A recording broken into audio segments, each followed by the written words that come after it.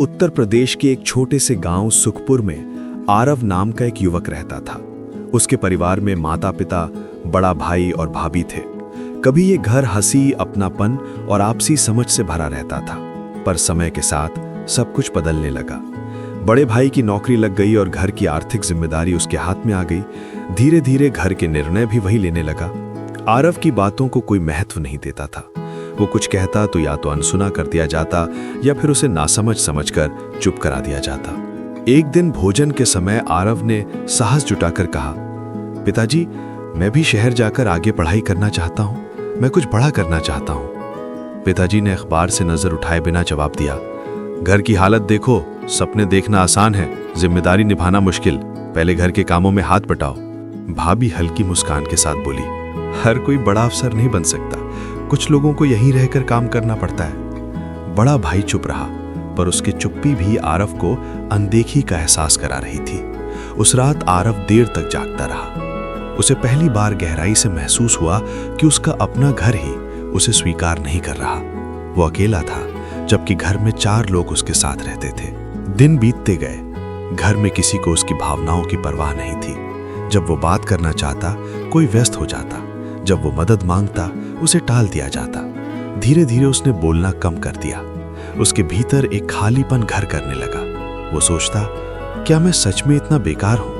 क्या मेरी कोई कीमत नहीं? एक शाम वो गांव के बाहर पुराने पीपल के पेड़ के नीचे बैठा था। वहीं पास में एक छोटा सा विहार था, जहां कभी कभी एक वृद्ध भिक्षु आते थे। उस दिन भी वही भिक्षु ध्यान में बैठे थे। उनके चेहरे पर अद्भुत शांति थी। आरव उन्हें देखता रहा।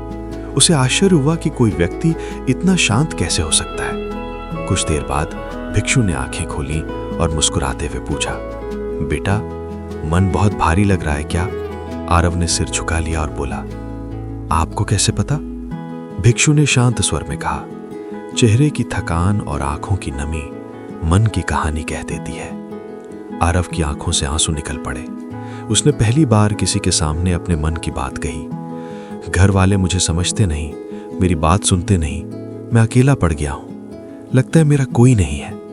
भिक्षु ने ध्यान से उसकी बात सुनी, फिर बोले, भगवान बुद्ध ने कहा था कि संसार में हर प्राणी अकेले आता है और अकेले ही जाता है, पर इसका अर्थ ये नहीं कि वो अकेला है। अकेलापन बाहर से नहीं, भीतर से जन्म लेता है। आरव ने पूछा, पर जब अपने ही साथ छोड़ दें तो क्या करें? भिक्षु ने धीमे स्वर में कहा, जब लोग तुम्हें अनदेखा करें तब स्वयं को देखो। जब लोग तुम्हें ना समझें तब स्वयं को समझो। बुद्ध ने सिखाया कि दुख का कारण बाहरी परिस्थितियां नहीं, बल्कि हमारे भीतर की अपेक्षाएं हैं। आरव चुपचाप सुनता रहा। भिक्षु ने आगे कहा, तुम अपने परिवार से मान सम्मान की अपेक्षा करते हो, ये स्वाभाविक है, पर यदि अपेक्षा पूरी ना हो तो क्या तुम स्वयं को तुच्छ समझने लगोगे? बुद्ध ने कहा कि आत्म मूल्य दूसरों की स्वीकृति पर निर्भर नहीं होना चाहिए। ये शब्द आरव के हृदय में उतरते जा रहे थे। पहली बार उसे लगा कि शायद समस्या केवल परिवार नहीं, उसकी अपनी सोच भी है। भिक्षु ने उसे अगले दिन से विहार में आने को कहा। आरव ने सहमति में सिर हिला दिया।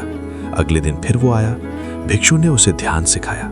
उन्होंने कहा, आंखें बंद करो और अपनी श्वास पर ध्यान दो। जो विचार आए उन्हें पकड़ो मत, बस जाने दो। शुरू में आरव का मन भटकता रहा। उसे घर की बातें याद आती, ताने सुनाई देते, उपेक्षा का दर्द उभर आता, पर धीरे धीरे श्वास पर ध्यान टिकने लगा।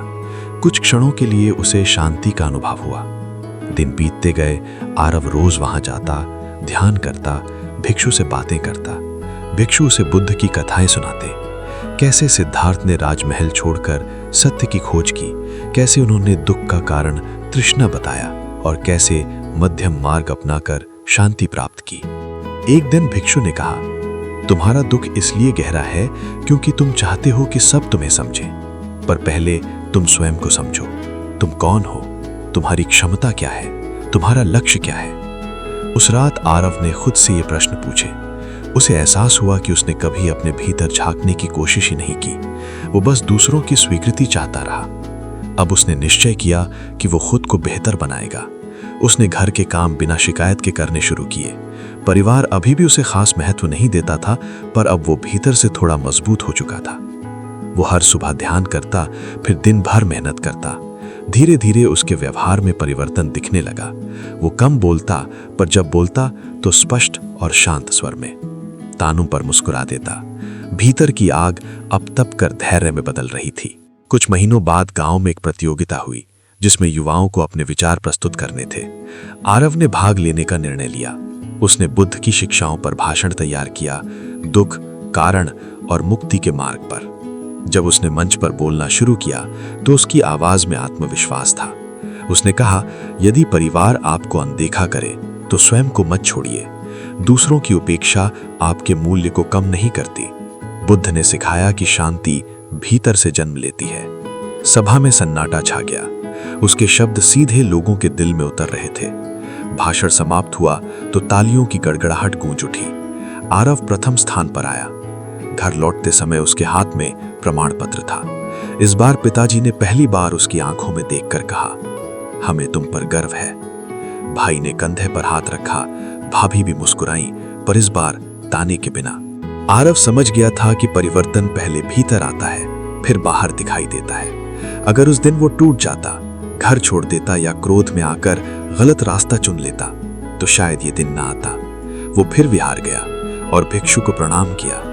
भिक्षु मुस्कुराए और बोले, देखा, जब तुमने स्वयं को स्वीकार किया, संसार ने भी तुम्हें स्वीकार करना शुरू कर दिया। आरव ने शांत मन से उत्तर दिया, अब मैं समझ गया हूं कि अकेलापन शत्रु नहीं, शिक्षक है। उसने मुझे स्वयं से मिलाया। भिक्षु ने कहा, यही बुद्ध का मार्ग है। स्वयं को जानो, अपेक्षाओं को छोड़ो और करुणा के साथ आगे बढ़ो। समय के साथ आरव ने अपनी पढ़ाई भी जारी रखी। उसने छात्रवृत्ति प्राप्त की और शहर जाकर उच्च शिक्षा हासिल की। वो जब भी गांव लौटता, लोगों को ध्यान और आत्मविश्वास के बारे में बताता। अब परिवार उसे अनदेखा नहीं करता था, पर उससे भी अधिक महत्वपूर्ण ये था कि वो स्वयं को कभी अनदेखा नहीं करता था। उसे समझ आ गया था कि जीवन में लोग कभी साथ देंगे, कभी नहीं, पर यदि मन स्थिर हो तो कोई भी परिस्थिति आपको तोड़ नहीं सकती। उसने अपने अनुभव से सीखा कि जब परिवार साथ न दे, तब क्रोध या निराशा में डूबने के बजाय आत्मविकास का मार्ग चुनना चाहिए। बुद्ध की शिक्षा यही कहती है कि दुख जीवन का हिस्सा है, पर उससे भागना नहीं, उसे समझना और उससे ऊपर उठना ही सच्ची मुक्ति है। और इस तरह एक अनदेखा, उपेक्षित युवक आत्मज्ञान की यात्रा पर चल पड़ा। उसने पाया कि सबसे बड़ा सहारा बाहर नहीं, भीतर छिपा होता है। जब मन जाग जाता है, तब कोई भी अकेला नहीं रहता। शहर जाकर पढ़ाई शुरू करना आरव के लिए एक नया अनुभव था। गांव की सीमित दुनिया से निकलकर जब वो महानगर पहुंचा, तो उसे लगा जैसे जीवन ने एक नया अध्याय खोल दिया हो। ऊंची ऊंची इमारतें, भागती सड़कें, अनजान चेहरे, सब कुछ अलग था। पर इस भीड़ में भी उसे कभी कभी वही पुराना अकेलापन घेर लेता। कॉलेज के पहले दिन जब सभी छात्र अपने अपने समूह बना रहे थे, आरव एक कोने में खड़ा था। उसे लगा कि शायद यहां भी उसे कोई नहीं समझेगा। तभी उसे विहार के वृद्ध भिक्षु की बात याद आई, जब मन डगमगाए, श्वास पर लौट आओ। उसने आंखें बंद की, गहरी सांस ली और भीतर की स्थिरता को महसूस किया। कुछ क्षणों में उसका भय कम हो गया। धीरे धीरे उसने पढ़ाई पर ध्यान केंद्रित किया। वो पुस्तकालय में घंटों बैठकर अध्ययन करता। साथ ही उसने कॉलेज में होने वाले ध्यान शिविर में भाग लेना शुरू किया। वहां उसे कुछ ऐसे मित्र मिले जो आत्मविकास और आध्यात्मिक चिंतन में रुचि रखते थे। उनमें से एक था विवेक, जो अक्सर जीवन के गहरे प्रश्न पूछता था। एक दिन विवेक ने उससे पूछा, तुम हमेशा इतने शांत कैसे रहते हो? कभी गुस्सा नहीं आता? आरव मुस्कुराया, गुस्सा आता है, पर मैं उसे पकड़कर नहीं रखता। बुद्ध ने सिखाया है कि क्रोध को थामे रखना ऐसे है जैसे किसी और पर फेंकने के लिए अंगारा पकड़ना। जलते हम ही हैं। विवेक उसके शब्दों से प्रभावित हुआ। धीरे धीरे आरव का छोटा सा मित्र समूह बन गया। अब वो अकेला नहीं था, क्योंकि उसने भीतर से अकेलेपन को स्वीकार कर लिया था। 1 वर्ष बीता। आरव पढ़ाई में उत्कृष्ट प्रदर्शन करने लगा। प्रोफेसर भी उसकी लगन से प्रभावित थे। एक दिन कॉलेज में सामाजिक सेवा परियोजना की घोषणा हुई। छात्रों को गांव में जाकर शिक्षा और जागरूकता फैलानी थी। आरव ने तुरंत नाम लिखवा दिया। उसे लगा कि वो अपने गांव जैसे स्थानों में जाकर कुछ सकारात्मक परिवर्तन ला सकता है। जब वो सेवा दल के साथ एक दूर दराज गांव पहुंचा, तो उसे अपने पुराने दिन याद आ गए। वहां कई बच्चे थे जो उपेक्षित महसूस करते थे, जिनकी बातें कोई नहीं सुनता था। आरव ने उन्हें पढ़ाया, खेल खिलाए और सबसे महत्वपूर्ण, उनकी बातें सुनी। एक बच्चा रोते हुए बोला, घर में कोई मेरी सुनता नहीं है। आरव ने उसके सिर पर हाथ रखते हुए कहा, पहले खुद को सुनो, तुम में बहुत ताकत है। दूसरों की चुप्पी तुम्हारी आवाज को कमजोर नहीं कर सकती। उसे लगा जैसे वो अपने ही बीते कल से बात कर रहा हो। उस क्षण उसे समझ आया कि उसके दुख का उद्देश्य था उसे संवेदनशील और करुणामय बनाना। समय के साथ उसकी पहचान एक शांत, समझदार और मार्गदर्शक छात्र के रूप में बनने लगी। कॉलेज ने उसे छात्र परामर्श समिति का सदस्य बना दिया। अब वो उन छात्रों की मदद करता जो मानसिक दबाव या अकेलेपन से जूझ रहे थे। इसी बीच एक दिन घर से फोन आया। पिताजी बीमार थे। आरव तुरंत गांव पहुंचा। उसने देखा कि बड़ा भाई नौकरी में व्यस्त है, भाभी घर के कामों में उलझी है। पिताजी बिस्तर पर लेटे थे। आरव ने उनके पास बैठकर उनका हाथ थामा। पिताजी की समय के साथ आरव का जीवन केवल व्यक्तिगत सफलता तक सीमित नहीं रहा, बल्कि वो एक आंदोलन का रूप लेने लगा। जिस ध्यान केंद्र की स्थापना उसने गांव में करवाई थी, वहां हर रविवार बच्चों और युवाओं की सभा होने लगी। लोग अपने मन की बात खुलकर कहने लगे। पहले जो गांव छोटी छोटी बातों पर झगड़ता था, वहां अब संवाद और समझ बढ़ने लगी। एक दिन सभा में एक युवक आया जिसका नाम करण था। वो गुस्से से भरा हुआ था। उसने आते ही कहा, ये ध्यान व्यान सब बेकार है। जब अपने ही धोखा दें तो शांति कैसे मिले? आरव ने उसे ध्यान से देखा। उसे अपने पुराने दिन याद आ गए। उसने शांत स्वर में कहा, बैठो, पहले अपनी बात पूरी कहो। करण बोला, पिताजी हमेशा मेरे बड़े भाई की तारीफ करते हैं, मुझे कभी सराहते नहीं। मैं घर छोड़कर जाना चाहता हूं। सभा में सन्नाटा छा गया। आरव कुछ क्षण चुप रहा, फिर बोला, जब हम तुलना में जीते हैं तो दुख निश्चित है। बुद्ध ने कहा था कि ईर्ष्या और अपेक्षा मन को जला देती है। तुम अपने भाई से अलग हो, तुम्हारी राह अलग है। अगर तुम खुद को पहचान लोगे तो किसी की प्रशंसा या उपेक्षा तुम्हें हिला नहीं पाएगी। करण की आंखें भर आईं। उसने पहली बार बिना चिल्लाए अपनी पीड़ा कही। सभा के अंत में वो शांत दिख रहा था। धीरे धीरे ध्यान केंद्र केवल गांव तक सीमित नहीं रहा, आसपास के कस्बों से भी लोग आने लगे। आरव ने इसे औपचारिक रूप दिया और आत्मदीप सेवा संस्थान की स्थापना की। उसका उद्देश्य था युवाओं को मानसिक मजबूती, आत्मस्वीकृति और करुणा का मार्ग सिखाना। शहर में भी उसकी पहचान बढ़ रही थी। कई विद्यालय और महाविद्यालय उसे आमंत्रित करते। एक बड़े विश्वविद्यालय में जब उसने भाषण दिया तो उसने कहा, जब परिवार आपको अनदेखा करे तब ये मत सोचिए कि आप योग्य नहीं हैं। ये समझिए कि जीवन आपको आत्मनिर्भर बनने की शिक्षा दे रहा है। दुख शत्रु नहीं, शिक्षक है। भाषण के बाद एक लड़की उसके पास आई। उसने कहा, मैंने कई बार खुद को खत्म करने का सोचा था, क्योंकि घर में कोई मुझे समझता नहीं। आज पहली बार लगा कि मैं गलत नहीं हूं। आरव ने उसकी ओर करुणा से देखा और कहा, तुम्हारा जीवन अमूल्य है। किसी की अनदेखी तुम्हारी पहचान तय नहीं कर सकती। खुद से प्रेम करना सीखो। इन अनुभवों ने आरव को और विनम्र बना दिया। वो जानता था कि वो गुरु नहीं, केवल एक मार्गदर्शक है। असली गुरु तो वो पीड़ा थी जिसने उसे बदल दिया था, और वो शिक्षाएं थीं जो उसे विहार के वृद्ध भिक्षु से मिली थी। कुछ वर्षों बाद उसके पिताजी का फिर स्वास्थ्य बिगड़ा। इस बार स्थिति गंभीर थी। पूरा परिवार अस्पताल में था। बड़े भाई की आंखों में भय था। आरव ने उसका हाथ पकड़कर कहा, डरो मत। जीवन और मृत्यु दोनों प्रकृति का हिस्सा है। हमें केवल अपना कर्तव्य निभाना है। पिताजी ने अंतिम समय में आरव को बुलाया। धीमे स्वर में बोले, तुमने हमें क्षमा कर दिया, यही हमारी सबसे बड़ी शांति है। आरव ने शांत मन से कहा, क्षमा इसलिए नहीं दी कि आप गलत थे, बल्कि इसलिए कि मैं अपने मन को मुक्त रखना चाहता था। कुछ ही दिनों बाद पिताजी ने शरीर त्याग दिया। घर में शोक था, पर आरव के भीतर एक गहरी स्थिरता थी। उसने परिवार को संभाला। बड़े भाई ने उससे कहा, अगर तुम न होते तो मैं टूट जाता। अब परिवार में वही आरव सबसे बड़ा सहारा बन चुका था जिसे कभी अनदेखा किया जाता था। समय आगे बढ़ता गया। आरव ने अपनी संस्था के माध्यम से कई कार्यक्रम शुरू किए। मुफ्त परामर्श, ध्यान शिविर, गरीब बच्चों की शिक्षा और पारिवारिक संवाद कार्यशाला। उसका विश्वास था कि अगर परिवार संवाद करना सीख जाए तो आधे से अधिक दुख समाप्त हो जाएंगे। एक दिन वो उसी पीपल के पेड़ के नीचे बैठा था जहां उसने पहली बार भिक्षु से बात की थी। हवा धीमे धीमे बह रही थी।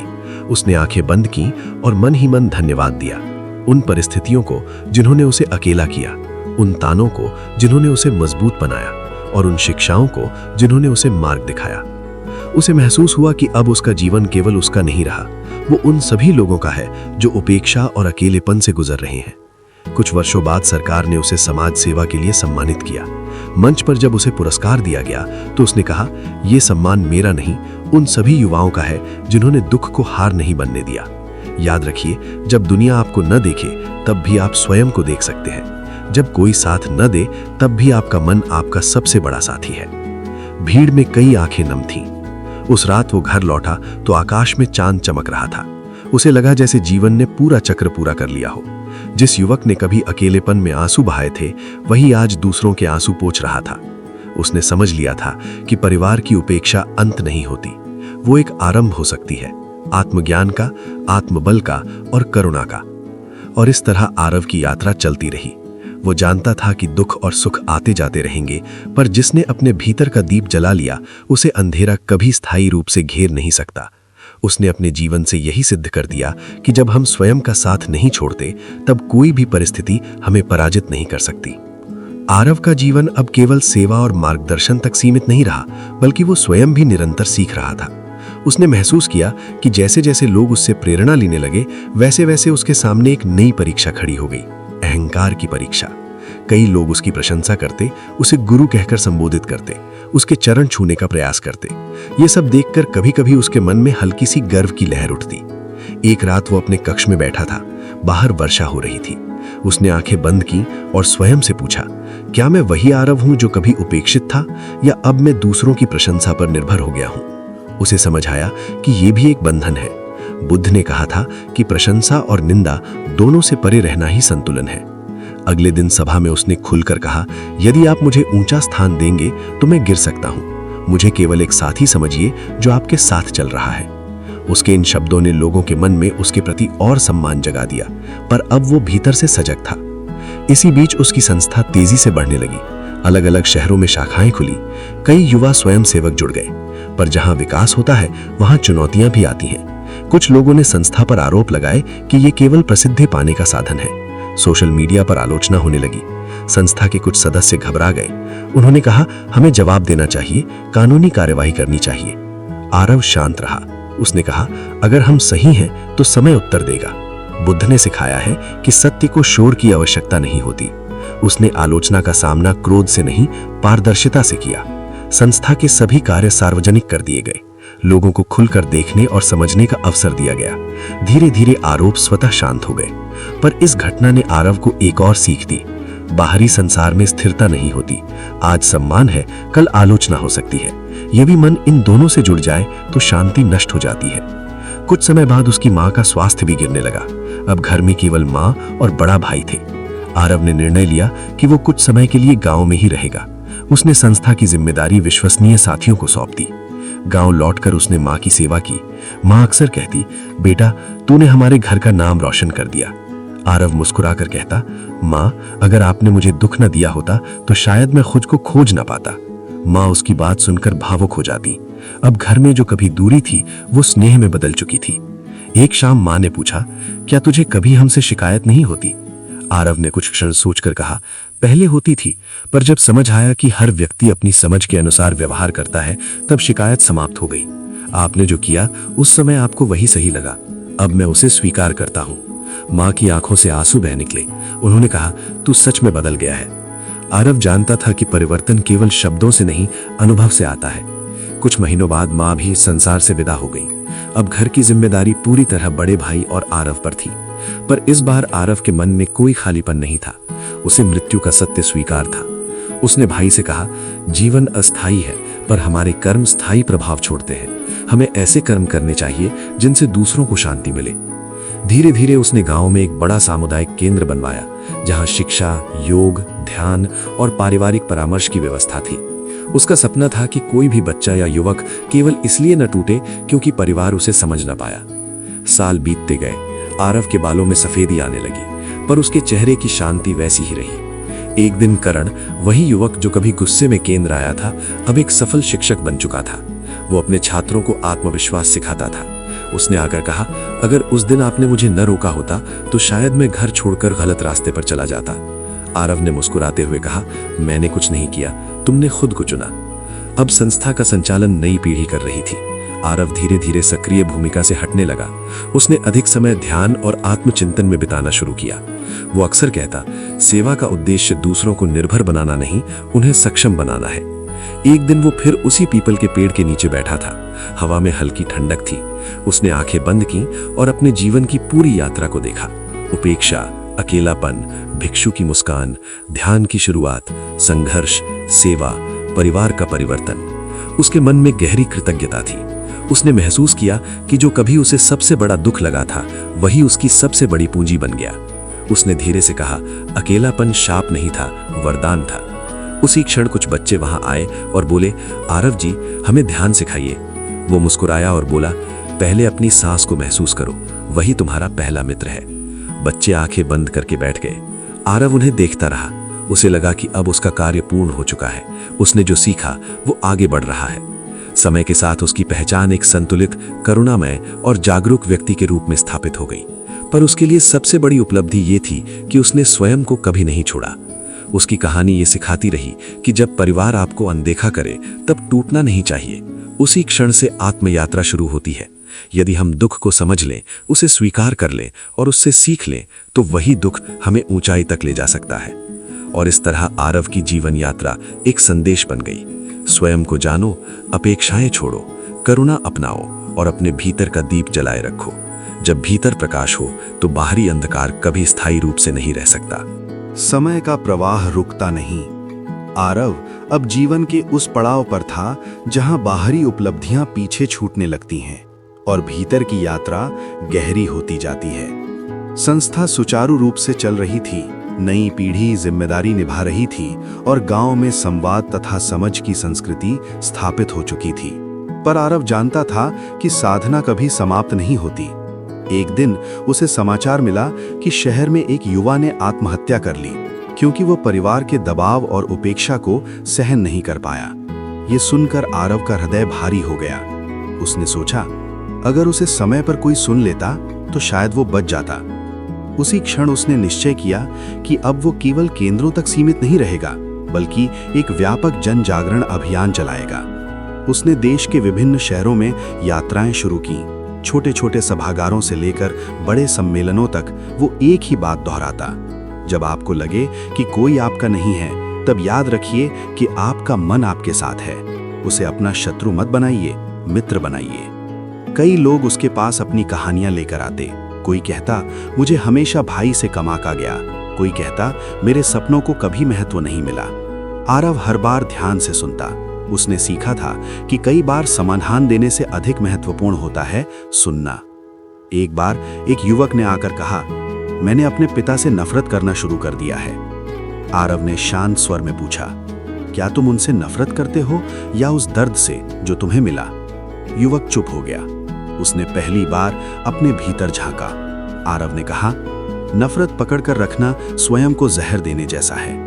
क्षमा का अर्थ ये नहीं कि हम गलत को सही मान लें, बल्कि ये कि हम अपने मन को मुक्त कर लें। इन शब्दों ने कई दिलों में परिवर्तन जगाया।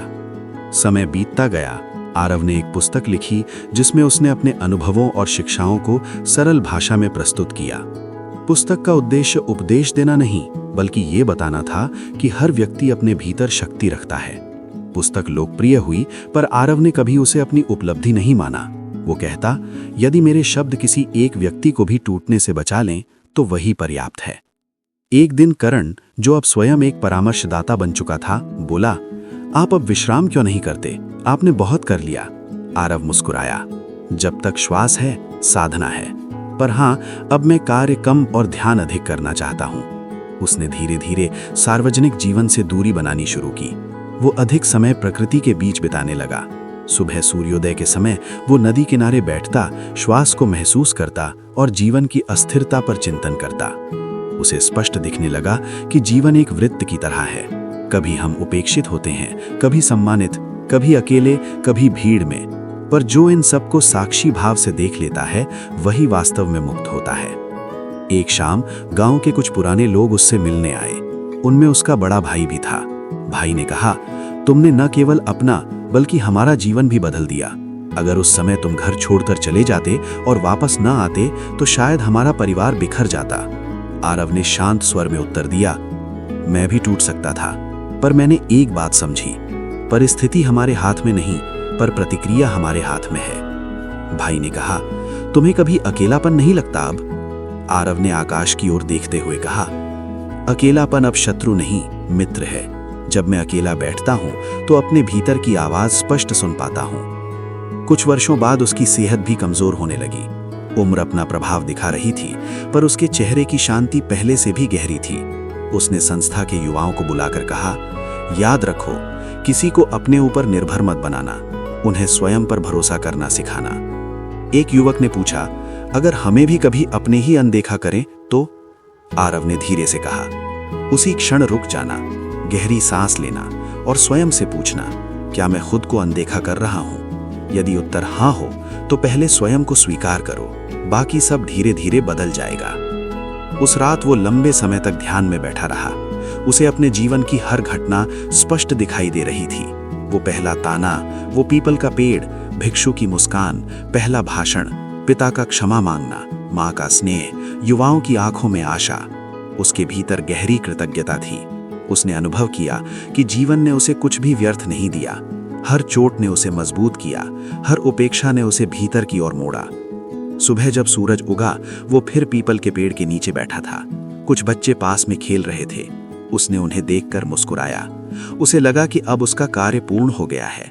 उसने जो सीखा वो आगे बढ़ चुका है। उसने आंखें बंद की और अंतिम बार गहरी सांस ली।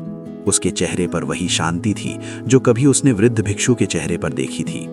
गांव के लोग कहते हैं कि उस दिन से वो पीपल का पेड़ और भी शांत हो गया। वहां बैठने वाला हर व्यक्ति अनजानी शांति महसूस करता है। आरव की कहानी किसी एक व्यक्ति की कहानी नहीं रही। वो हर उस व्यक्ति की कहानी बन गई जो कभी परिवार की उपेक्षा से टूटा, पर फिर खुद को खोजकर खड़ा हुआ। ये कथा हमें याद दिलाती है कि जब अपने हमें अनदेखा करें, तब हमें स्वयं का साथ नहीं छोड़ना चाहिए। दुख से भागना नहीं, उसे समझना चाहिए। अपेक्षा को कम और करुणा को अधिक करना चाहिए, क्योंकि जब भीतर का दीपक जल उठता है तब बाहरी अंधकार टिक नहीं सकता। और इस तरह एक साधारण युवक की यात्रा एक मौन संदेश बन गई। स्वयं को जानो, स्वयं को स्वीकारो और परिस्थितियों को साधना में बदल दो। यही सच्ची मुक्ति है, यही सच्चा आत्मबोध। आरव के शांत हो जाने के बाद भी उसकी उपस्थिति मानो उस गांव की हवा में घुली रही। लोग कहते थे कि वो चला नहीं, बस रूप बदलकर फैल गया है, अपने शब्दों में, अपने कर्मों में और उन लोगों के हृदय में जिन्हें उसने टूटने से बचाया था। उसके जाने के बाद संस्था की जिम्मेदारी पूरी तरह युवाओं के हाथ में आ गई। करण और उसके साथियों ने मिलकर निर्णय लिया कि आरव की शिक्षाओं को केवल पुस्तकों और भाषणों तक सीमित नहीं रखा जाएगा, बल्कि जीवन शैली बनाया जाएगा। उन्होंने हर वर्ष आत्मदीप दिवस मनाना शुरू किया, एक ऐसा दिन जब लोग अपने मन की पीड़ा खुलकर साझा करते, क्षमा का अभ्यास करते और स्वयं से एक वचन लेते कि वे अपने मूल्य को कभी दूसरों की स्वीकृति पर निर्भर नहीं करेंगे। पहले वर्ष उस कार्यक्रम में केवल गांव के लोग आए, दूसरे वर्ष आसपास के जिलों से लोग आने लगे, तीसरे वर्ष शहरों से भी युवा आने लगे। मंच पर कोई भव्य सजावट नहीं होती थी, केवल एक दीपक जलाया जाता था। वो दीपक इस बात का प्रतीक था कि प्रकाश बाहर से नहीं, भीतर से आता है। एक बार कार्यक्रम में एक वृद्ध व्यक्ति खड़ा हुआ। उसने कहा, मैंने अपने छोटे बेटे को हमेशा निकम्मा समझा, उसकी तुलना बड़े बेटे से करता रहा। आज वो मुझसे दूर रहता है, मैं समझ गया हूं कि गलती मेरी थी। सभा में सन्नाटा छा गया। करण ने आगे बढ़कर कहा, गलती स्वीकार करना ही परिवर्तन की शुरुआत है, आप आज ही उसे फोन कीजिए। वृद्ध की आंखों में आंसू थे। उसी क्षण कई लोगों ने महसूस किया कि उपेक्षा केवल युवाओं का दर्द नहीं, कभी कभी माता पिता की अनजानी भूल भी होती है। समय के साथ संस्था ने पारिवारिक संवाद कार्यशालाएं शुरू की। वहां माता पिता और बच्चे आमने सामने बैठकर अपनी भावनाएं व्यक्त करते। नियम केवल एक था, कोई बीच में नहीं टोकेगा, कोई निर्णय नहीं देगा, केवल सुनेगा। इन बैठकों में कई घरों के रिश्ते सुधरने लगे। लोग समझने लगे कि उपेक्षा अक्सर जानबूझकर नहीं, बल्कि व्यस्तता, भय या सामाजिक दबाव के कारण होती है। जब संवाद खुला तो शिकायतें कम होने लगीं। एक दिन करण पीपल के पेड़ के नीचे बैठा था। उसने आंखें बंद की और अपने भीतर पूछा, क्या मैं इस जिम्मेदारी को सही निभा पा रहा हूं?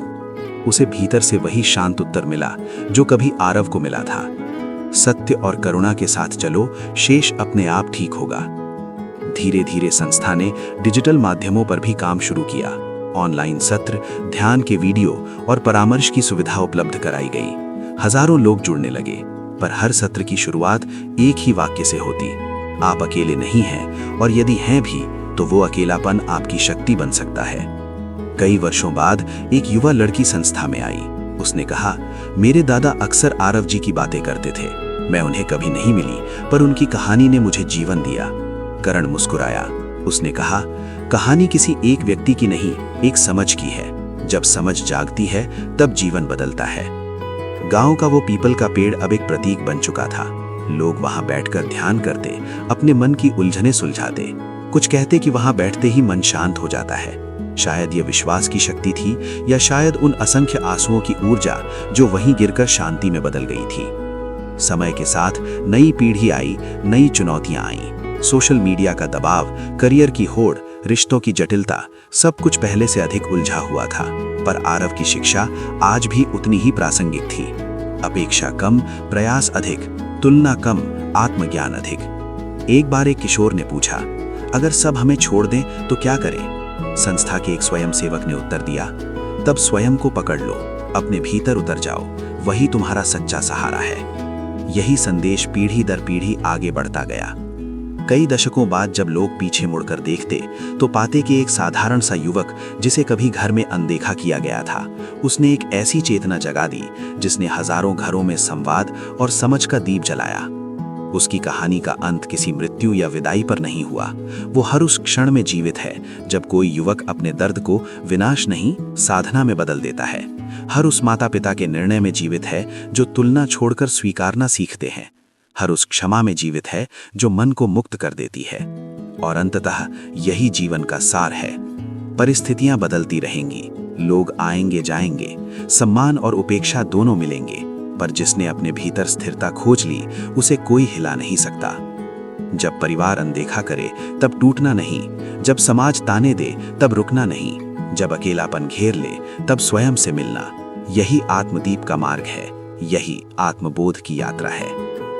इस प्रकार ये कथा केवल आरव की नहीं, हर उस व्यक्ति की बन गई जो कभी अकेला महसूस करता है। संदेश सरल है, स्वयं का साथ मत छोड़ो, भीतर। समय के साथ आत्मदीप केवल एक संस्था नहीं बल्कि एक विचारधारा बन चुकी थी।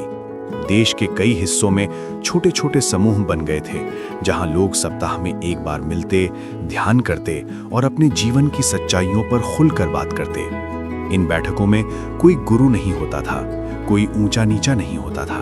केवल एक वृत्त में बैठे लोग, समान, संवेदनशील और सजग। एक दिन संस्था की नई पीढ़ी ने निर्णय लिया कि वे आरव की जीवन यात्रा पर आधारित एक नाटक तैयार करेंगे ताकि स्कूलों और कॉलेजों में जाकर उसे प्रस्तुत किया जा सके। नाटक में दिखाया गया कि कैसे एक युवक जिसे घर में अनदेखा किया गया, क्रोध या पलायन के बजाय आत्मचिंतन का मार्ग चुनता है। जब ये नाटक विभिन्न शहरों में प्रस्तुत हुआ तो कई छात्र रो पड़े। प्रस्तुति के बाद खुला संवाद होता जहां छात्र अपने अनुभव साझा करते।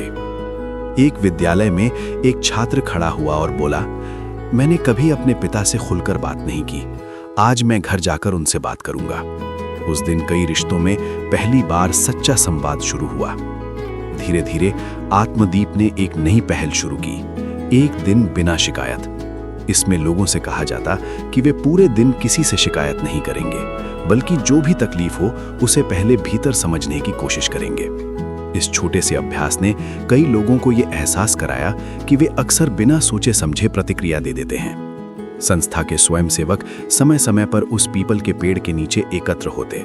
वहां कोई मूर्ति नहीं थी, केवल एक खाली स्थान था जहां लोग शांति से बैठते। उन्होंने जानबूझकर वहां कोई भव्य निर्माण नहीं कराया, क्योंकि आरव सादगी में विश्वास करता था। वो कहा करता था, जहां अहंकार बढ़े वहां साधना घटती है। एक वर्ष ऐसा आया जब देश आर्थिक और सामाजिक संकट से गुजर रहा था। बेरोजगारी बढ़ी, परिवारों में तनाव बढ़ा, कई लोग फिर से अकेलेपन और निराशा में डूबने लगे। उसी समय आत्मदीप ने निःशुल्क ऑनलाइन संवाद सत्र शुरू किए। हजारों लोग जुड़ने लगे। कोई रोता, कोई गुस्सा व्यक्त करता, कोई चुप रहता, पर सबको सुनने वाला कोई था। एक सत्र में एक मां ने कहा, मैंने अपने बेटे पर हमेशा पढ़ाई का दबाव डाला, अब वो मुझसे दूर हो गया है, मैं क्या करूं? संस्था के एक वरिष्ठ सदस्य ने उत्तर दिया, पहले उससे माफी मांगिए, पर शब्दों से नहीं, व्यवहार से। उसे ये महसूस कराइए कि वो आपकी अपेक्षाओं से अधिक महत्वपूर्ण है। इन छोटे छोटे संवादों ने अनगिनत परिवारों में बदलाव लाया। समय के साथ आरव की कहानी पाठ्यक्रमों में शामिल होने लगी, एक उदाहरण के रूप में कि मानसिक दृढ़ता और करुणा कैसे जीवन बदल सकती है। पर संस्था के लोग हमेशा कहते, ये किसी व्यक्ति की पूजा नहीं, एक विचार की स्वीकृति है। पीढ़ियां बदलती रहीं, करण भी वृद्ध हो गया। उसने नई पीढ़ी को जिम्मेदारी सौंप दी। एक दिन वो भी उसी पीपल के पेड़ के नीचे बैठा था। उसने आंखें बंद की और मन ही मन कहा, गुरु, आपने जो दीप जलाया था वो अब हजारों हाथों में है।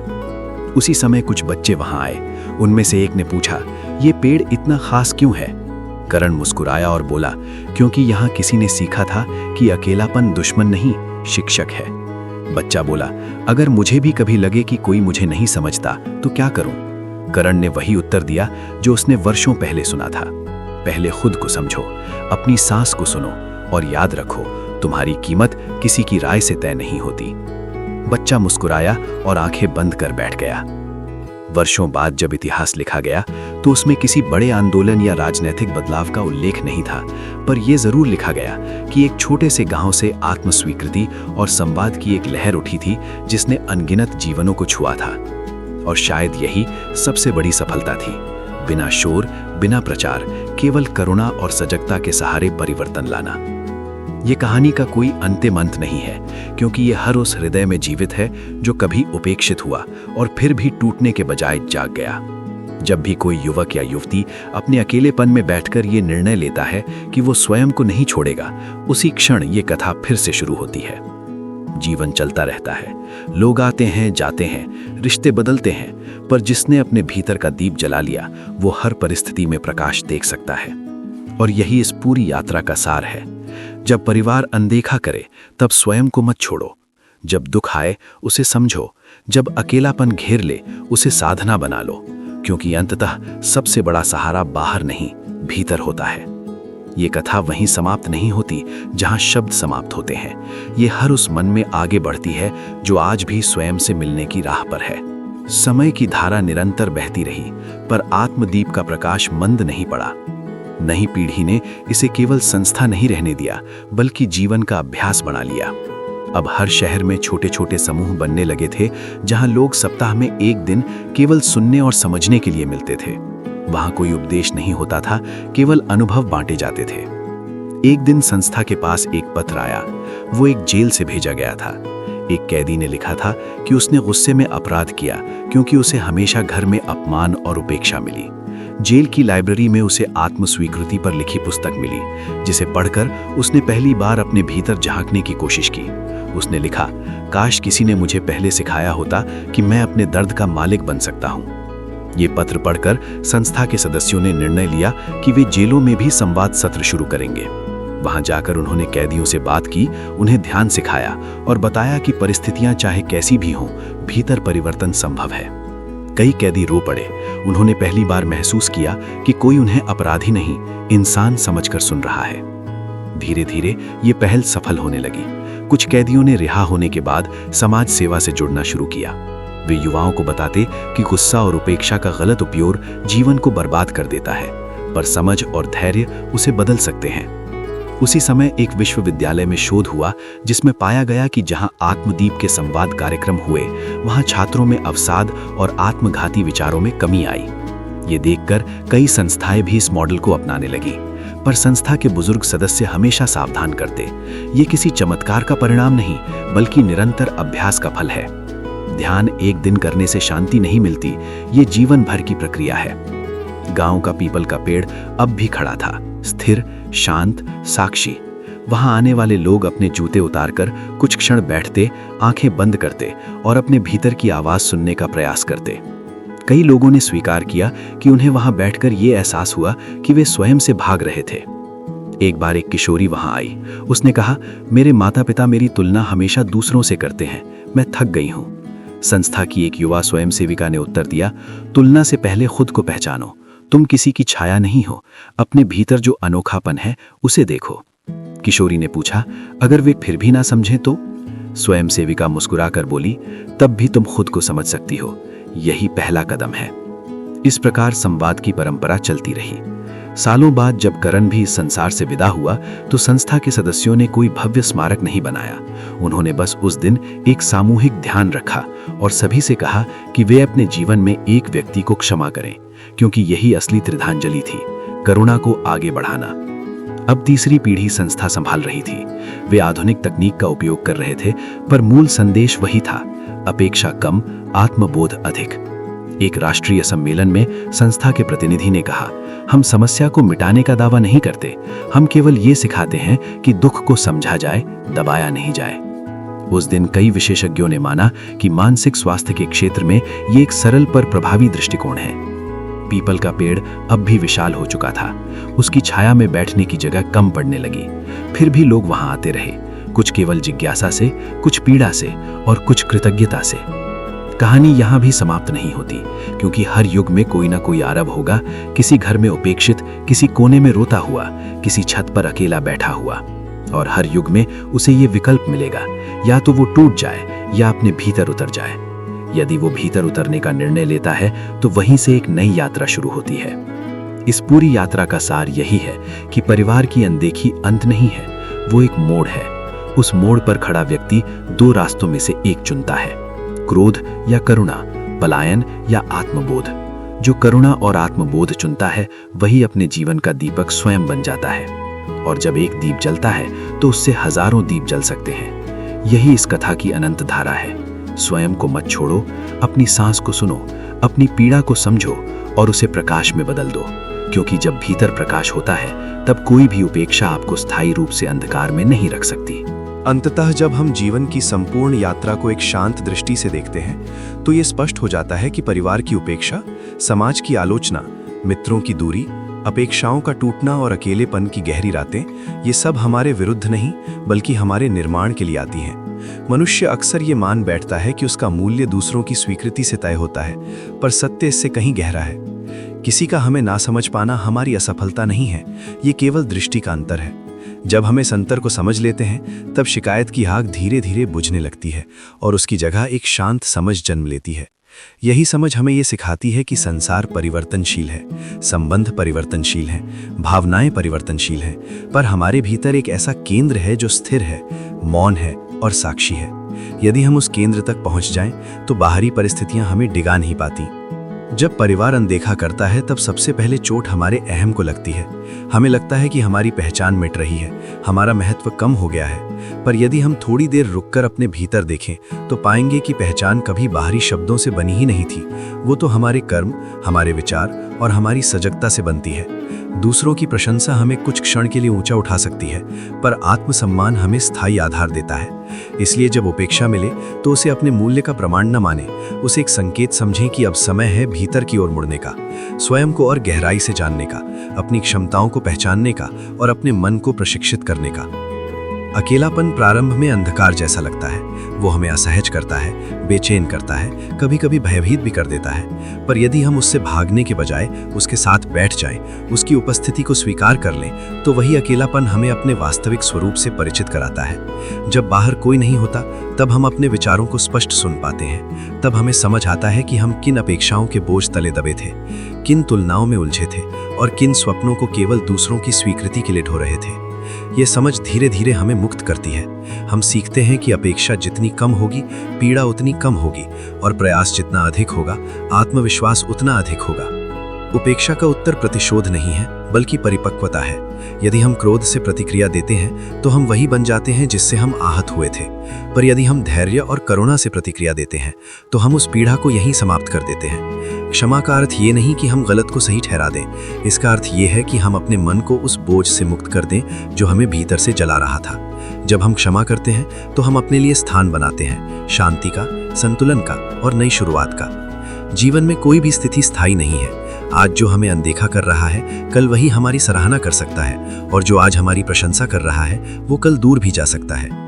यदि हमारा मन इन उतार चढ़ावों से बंधा रहेगा तो हम हर दिन डगमगाएंगे, पर यदि हम स्वयं को स्थिर करना सीख लें, यदि हम अपनी सांसों की लय को महसूस करना सीख लें, यदि हम अपने विचारों को आते जाते देखना सीख लें, तो धीरे धीरे एक गहरी शांति हमारे भीतर स्थापित हो जाती है। ये शांति बाहरी उपलब्धियों से नहीं आती, ये आती है आत्मस्वीकृति से। आत्मस्वीकृति का अर्थ है स्वयं को पूरी ईमानदारी से देखना, अपनी कमियों को, अपनी गलतियों को, अपनी कमजोरियों को और अपने गुणों को भी। जब हम स्वयं को स्वीकार कर लेते हैं तब दूसरों की स्वीकृति की भूख कम हो जाती है। हम तुलना की दौड़ से बाहर निकल आते हैं। हमें समझ आता है कि हर व्यक्ति की यात्रा अलग है, हर व्यक्ति का संघर्ष अलग है और हर व्यक्ति की गति अलग है। तुलना केवल दुख को जन्म देती है, जबकि आत्मबोध संतोष को जन्म देता है। यदि कभी ऐसा क्षण आए जब लगे कि दुनिया में कोई आपका नहीं है, तब ये याद रखें कि आपका मन आपके साथ है। अपनी सांस को सुनिए, अपने हृदय की धड़कन को महसूस कीजिए। स्वयं से कहिए कि आप अपने मूल्य को जानते हैं और आप परिस्थितियों के आगे झुकने के लिए नहीं, उनसे सीखने के लिए पैदा हुए हैं। अपने भीतर के उस दीपक को जलाइए जो किसी बाहरी हवा से नहीं बुझता। वो दीपक आपकी सजगता है, आपका धैर्य है, आपकी करुणा है। जीवन का सच्चा साहस ये नहीं कि हम कभी गिरे ही नहीं, बल्कि ये है कि गिरकर भी स्वयं को ना छोड़ें। यदि परिवार साथ ना दे तब भी अपने सपनों का साथ मत छोड़िए।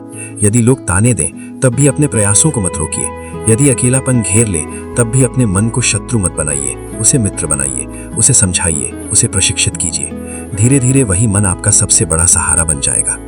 अंत में यही सत्य उभर कर सामने आता है कि बाहर की दुनिया को हम पूरी तरह नियंत्रित नहीं कर सकते, पर अपनी प्रतिक्रिया को नियंत्रित कर सकते हैं। हम ये चुन सकते हैं कि हम उपेक्षा को अभिशाप बनाएं या अवसर। हम ये चुन सकते हैं कि हम क्रोध में जलें या करुणा में ढल जाएं। हम ये चुन सकते हैं कि हम स्वयं को खो दें या स्वयं को पा लें। और जब हम स्वयं को पा लेते हैं तब कोई भी परिस्थिति हमें स्थायी रूप से अंधकार में नहीं रख सकती। इसलिए जब भी जीवन की राह कठिन लगे, जब भी अपने ही दूर होते दिखाई दें, तब रुकिए, गहरी सांस लीजिए और भीतर झांकिए।